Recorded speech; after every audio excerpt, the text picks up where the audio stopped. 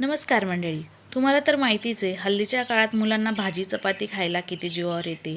तसंच आज माझ्या मुलाने केलं. म्हणे नको आज मला.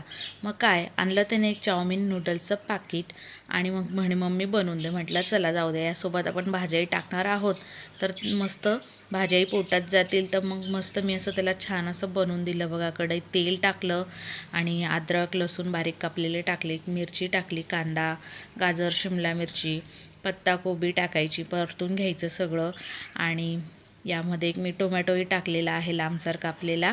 आणि हे सगळं फुल फ्लेमवर करायचं, सगळं परतायचं. यामध्ये आता चवीप्रमाणे मीठ, शेजवान चटणी, soya sauce, red chilli sauce, tomato sauce असं टाकायचं सगळं. आणि उकडलेले नूडल्स आपण जे 2-3 मिनटं उकडून घ्यायचे आणि थंड पाणी टाकायचं, हे नूडल्स टाकून घ्यायचे आणि सगळं मस्त व्यवस्थित मिक्स करायचं बघा. आणि छान आपले हे चाऊमिन नूडल्स तयार आहे. मुलगाही खुश, मीही खुश आणि तुम्हीही चला चॅनलला